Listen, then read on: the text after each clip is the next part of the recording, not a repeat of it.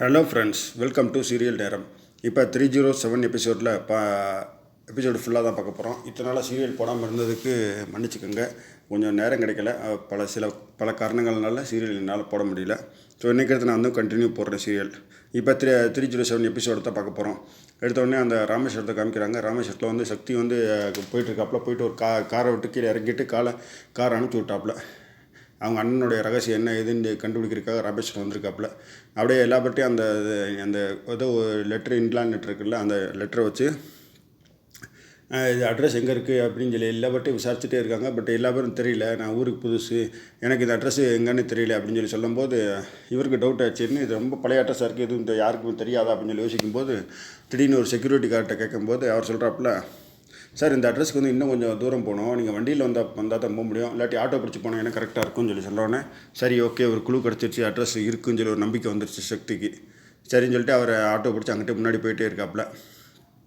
அப்படியே அந்த சீனை கட் பண்ணிவிட்டு அப்படியே மறுபடியும் இங்கே கொண்டு வந்துட்டாங்க. வீட்டில் டைனிங் ஹாலில் வந்து கதிர், ஞானமும் அவங்க அண்ணன் கூட சேர 3 பேரும் உட்காந்து பேசிகிட்டு இருக்காங்க. பேசிகிட்டு இருந்தோடனே அப்படியே நந்தினி கிச்சன்லேருந்து காஃபி எடுத்துகிட்டு வந்து கேட்குறாங்க, டே கரியாளா, எல்லா பேருக்கும் காப்பி வேணுமான்னு கேட்டு சொல்லு அப்படின்னு சொன்னோடனே கதிர் கோவப்படுறாப்புல, ஏய் காப்பி என்ன வேணும்னா கொடுக்கணக்கு வச்சுட்டு போ, இது என்னத்தை கேள்வி கேட்டுட்ருக்கு அப்படின்னு சொல்லி கதிர் சத்தம் போடவும், அப்புறம் அவங்க அம்மா வேறு எங்கள் வீட்டில் இல்லை, அப்புறம் என்னது, அப்புறம் அவங்க அம்மா திரும்பி வரும்போது நான் தான் வெளியில் போயிட்டேன்னா என் பையங்களுக்கு இந்த வீட்டில் தான் திங்கிறீங்க, நீங்கள் கூட எதுவும் செஞ்சு தரக்கூடாதா, செய்யக்கூடாதான்னு சொல்லி உங்கள் அம்மா வந்து என்னைச்சு சத்தம் போடும், தேவையில்லாத அடுத்தவங்களுடைய பொல்லாப்பு எனக்கு எதுக்கு, அதான் போட்டு கொண்டு வந்தேன் அப்படின்னு சொன்னோடனே கதிர் சொல்கிறாப்புல, தேவையெல்லாம் பேசாதடி, காஃபி வைக்கணும் வச்சுட்டு போ, இல்லாட்டி தூக்கிட்டு போ, நீங்கள் உன் காஃபி குடிக்கிறதுனால ஒன்றும் ஆக போகிறது கிடையாது அப்படின்னு சொன்னோன்னே எனக்கு என்ன போ அப்படின்னு சொல்லிட்டு காஃபி தூக்கிட்டு போயிட்டாங்க மேலே.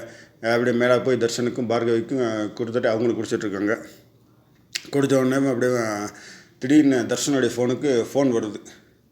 அப்படியே பார்கவி போய் ஃபோன் எடுக்கிறான். பார்த்தா அதில் என்ன ஷோ ஆகுது அப்படின்னு பார்த்தா ஃபோனில் யாருன்னு சொல்லி தெரியல, ஆனால் பட்டு ஹனின்னு சொல்லி பேரில் சேவ் பண்ணி வச்சுருக்காப்புல. யார் இது அப்படின்னு சொல்லி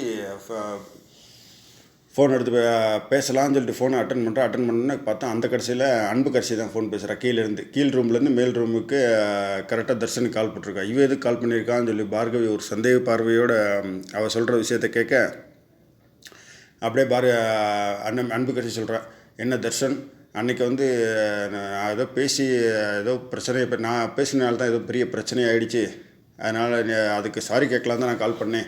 அதுவும் இல்லாமல் சில சமயத்தில் அன்றைக்கி வந்து ரொம்ப எமோஷ்னலாக நான் பேசிட்டேன், அதனால் யாருக்கும் தெரிய வேணாம், தெரியாமல் மன்னிச்சிக்க அப்படின்னு சொல்லி ஃபோன் பேசி சொல்கிறாங்க. பார்கவி இதெல்லாம் கேட்டுகிட்டே இருக்காங்க. ஆனால் அன்பு கட்சி என்ன நினைக்கிறான்னா தர்ஷன் தான் கேட்டுட்ருக்கான் அப்படின்னு நினச்சி பேசிக்கிட்டே இருக்கா. ஆனால் அது தர்ஷன் கேட்கல, அது பார்கவி கேட்டுகிட்டே இருக்கா. இந்த மாதிரி அன்றைக்கி நடந்ததுக்கு ரொம்ப சாரி தர்ஷன், இனிமேல் இந்த மாதிரி பண்ண மாட்டேன். ஏன்னா அன்றைக்கி ஏதோ ரொம்ப எமோஷ்னலாக பேசிட்டேன், நம்ம வீட்டிலலாம் எங்கள் வீட்டிலலாம் நம்ம 2 பேரும் சேர்ந்து இருந்திருக்கோம்ல, ஒரே பெட்ரூமில் இருந்து பேசியிருக்கோம் செஞ்சுருக்கோன்ற போது அந்த நினப்பு வந்தோடனே, நீ அந்த ரூம்குள்ளே வந்தோடனே சரி நம்ம 2 பேர் தான் இருக்கோன்ற ஒரு திங்கிங்கில் நான் பாட்டுக்கு பேசிட்டேன், அதனால தான், அதுக்காக சாரி தர்ஷன் என்னை மன்னிச்சிரு அப்படின்னு சொல்லி அவங்க சொல்கிறாங்க. சொன்னோடனே அப்புறம் கடைசியில் என்னென்னவோ இன்னும் 2-3 வார்த்தையெல்லாம் பேசிவிட்டு ஃபோனை வச்சுட்டாங்க. வச்ச உடனே தர்ஷன் வந்து பார்க்குறேன் யார் அப்படின்னு சொல்லி கேட்டோடனே அவள் பேசுனது தெரிஞ்சிடுச்சு. அப்படியே உடனே இவன் கோவப்பட்டு கீழே போய் கதவை தரடி அப்படின்னு சொல்லி அன்பு கட்சியை சத்தம் போடுறான். உடனே கீழே டைனிங் ஹாலில் இருக்கிற எல்லா பேரும் குணசேகரன், ஞானம், கதிரை, இப்போ எதுக்கு, இப்போ அவள் ரூம் எதுக்குடா நீ தட்டுற, அவள் தான் உன் பிரச்சனையே வேணான்னு சொல்லி தனியாக ரூமில் இருக்கா, பின்ன ஏன்டா அவளுடைய பிரச்சனை இது பண்ணிகிட்ருக்கு அப்படின்னு சொல்லி அப்படி சொன்னோன்னே, இவ பிரச்சனையை உண்டு பண்ணனே நம்ம வீட்டுக்கு வந்திருக்கா அப்படின்னு சொன்னோன்னே அப்படியே குணசேகரன் கோவப்பட்டப்பில், யார் பிரச்சனையை உண்டு பண்ணனே வீட்டுக்கு வந்திருக்குது, நீ தான் தெருவில் போகிற எவ்வளோ ஒருத்தரை கூட்டிகிட்டு கல்யாணம் சொல்கிற பேரில் கட்டிகிட்டு வந்து வீட்டில் இது தேவையெல்லாம் மாட்ட போட்டுட்ருக்க, இதில் இது பண்ணிகிட்ருக்காளா, என்னடா உனக்கு பிரச்சனை அப்படின்னு சொல்லி குணசேகரன் கேட்டோன்னே, இங்கே எடுத்துகிட்டு எனக்கு எதுக்கு ஃபோன் பண்ணி என்னை தேவையில்லாமல் அப்படி பண்ண இப்படி பண்ணி எங்கள் 2 பேர்த்துக்குள்ளே சண்டையை முட்டி விட பார்க்குறா அப்படின்னு சொன்னோன்னே, அவள் ஃபோன் போட்டாளா, எங்கே அவளை கூப்பிடு அப்படின்னு சொன்னோடனே அப்படியே அன்பு கட்சி வெளியில் வந்தோடனே அவளுக்கு கூப்பிட்டு, ஏமா நீ உனக்கு ஃபோன் போட்டியா அப்படின்னு சொன்னோன்னே, ஆமாம் மாமா நான் ஃபோன் போட்டேன், அது இது அன்றைக்கி நடந்த பிரச்சனையை வச்சு சாரி கேட்கலாம் தான் ஃபோன் போட்டேன், அவங்களுக்குள்ள எதுவும் பிரச்சனை வந்துடக்கூடாது செய்யக்கூடாது அப்படின்னு சொன்னோன்னே ஞானம் கத்துறாப்புல, என்னது சாரியா, இந்த மூஞ்சிட்டெல்லாம் சாரி கேட்கணும்னு அவசியமாக இருக்குது, நீ என்னம்மா தப்பு பண்ண, பெரிய தப்பு பண்ண மாதிரி சாரிலாம் கேட்குறேன், அதெல்லாம் ஒன்றும் வேணாம் அப்படின்னு சொன்னேன். இல்லை மாமா அன்றைக்கி நான் அது பேசினதுனால இவருக்கு சங்கடமாக போயிருக்கு போல், அதனால தான் சாரி கேட்கலான்னு சொல்லி தான் இவருக்கு கால் பண்ணேன் சரிங்களா அப்படின்னு சொல்லி சொல்கிறாங்க.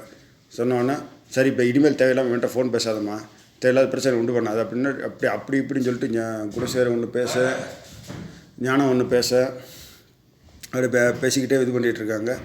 அப்படியே ஒரு இது அப்புறம் கடைசியில் ஒரு வழியாக கடைசியில் இனிமேல் யார்கிட்ட எதுவும் பேசாத இல்லாட்டி அப்போ குணசேகரன் சில சமயத்தில் ரொம்ப ஒரு எமோஷனல் ஆகி நீ வீட்டை விட்டு வெளியில் போடா, அவன் தர்ஷன் சொல்கிறான் இந்த மாதிரி இந்த பொண்ணு அன்புக்கரசி வீட்டில் இருக்கக்கூடாது அப்படின்னு சொன்னோடனே அவள் இருக்கக்கூடாதுன்னு சொல்கிறதுக்கு நீ யார், அதை நான் சொல்லணும் சரியா, அவள் இங்கே தான் இருப்பான், வேணும்னா உனக்கு வீட்டில் இருக்க விருப்பம் இல்லைன்னா நீ வீட்டை விட்டு வெளியில் போய்க்க அப்படின்னு சொல்கிறான். நீ வீட்டை விட்டு வெளியில் போய்க்க அப்படின்னு சொன்னோடனே சரி ஓகே அப்படின்னு சொல்லிட்டு இருக்காங்க. அப்படியே சரியா, சரி வீட்டை விட்டு வெளியில் போகன்னு சொன்னோடனே அவங்க சரி அப்படின்னு சொல்லிட்டாங்க. அப்படியே தேவையில்லாமல் ஏன்டா இவங்களோட பேசி பிரச்சனை பண்ணிகிட்ருக்கு, வாடா நம்ம போவோம் அப்படின்னு சொல்லிட்டு நந்தினி மேலே போயிட்டாங்க. மேலே போனவொடனே அப்படியே அந்த சீனை கட் பண்ணிவிட்டு அப்படியே அங்கே ராமேஸ்வரத்தை காமிக்கிறாங்க. சக்தி அப்படியே அந்த ஏதோ ஒரு எல்டி கடையில் போய் டீ கடையில் போய் விசாரிச்சுட்டு இருக்காப்புல. சார் இந்த அட்ரஸ் எங்கே இருக்குது தெரியுமான்னு சொல்லி கேட்டோடனே இல்லை சார் இங்கே தான் பக்கத்தில் இருக்குது, பட்டு கொஞ்சம் டைம் ஆகும் போகிறதுக்கு அப்படின்னு சொன்னோடனே வேணா நான் ஒரு ஆளுடைய ஃபோன் நம்பர் தரேன், அவர் பழைய போஸ்ட் மாஸ்டர் தான், பட் அவர்கிட்ட கேட்டிங்கன்னா ஒரு ஐடியா வரும் அப்படின்னு சொல்லி சொன்னோடனே சரி சொல்லுங்கள் சார்னு சொன்னேன். அவருடைய ஃபோன் நம்பரை கொடுத்துட்டு நேராக அங்கே போங்க அதெல்லாம் பின்னாடி வரும்னு சொல்ல மாதிரி இதுக்கிடையில் ஒரு ட்விஸ்ட் வர மாதிரி கரெக்டாக சக்தியை பின்னாடியே ஒருத்தர் ஃபாலோ பண்ணிக்கிட்டே வந்துட்டுருக்கான். அது யார் என்ன ஏதுன்னு தெரியல. அப்புறம் கடைசியில் சக்திக்கு ஒரு ஐடியா கிடச்சோன்னே சரி ஓகேன்னு சொல்லிட்டு அந்த போஸ்ட் மாஸ்டர் நம்பரை வாங்கிட்டு அப்படியே கிளம்பி போகிறாப்புல. கிளம்பி போயிட்டு இருக்கும்போது பின்னாடியே ஒருத்தர் புல்லட்டில் ஃபாலோ பண்ணி வந்துகிட்டே இருக்கான். வந்தோடனே சரி என்ன இதுன்னு ஆனால் சக்தி கவனிக்கவே இல்லை. அவரை சக்தி முன்னாடி போயிட்டாங்க. அவரை புல்லட்டுக்காரை நின்று கரெக்டாக கால் போடுறாப்புல. யாருக்குன்னு பார்த்தா குணசேகரனுக்கு கால் போடுறாப்புல. குணசேகரனுக்கு கால் போட்டு அண்ணே இந்த மாதிரி தேடிட்டுருக்கானே அப்படின்னு சொன்னோன்னே குணசேகரன் சொல்கிறாப்புல, டேய் நம்ம அடித்தளத்தில் எவன் கை வச்சாலும் அவனை போட்டு சொல்லிடு, எவனாக இருந்தாலும் பரவாயில்ல, அது யாருண்ணே உங்களை பற்றி விசாரிச்சுட்டுருக்கா அப்படின்னு சொன்னோன்னே அவன் தாண்டா என் எதிரி அப்படின்னு சொல்லி குணசேகரன் சொன்னோடனே அப்படியே அந்த சீனோட ஃபோனை இது தொடரும்னு சொல்லி போட்டு முடிச்சிட்டாங்க. இன்னும் அதுக்கு அடுத்து என்ன நடந்துச்சு அப்படின்றத இனிமேல் கண்டினியூவாக போடுறேன். இதுவரையும் போடாமல் இருந்ததுக்கு மறுபடியும் சாரி கேட்டுக்கிறேன். Thank you so much for all.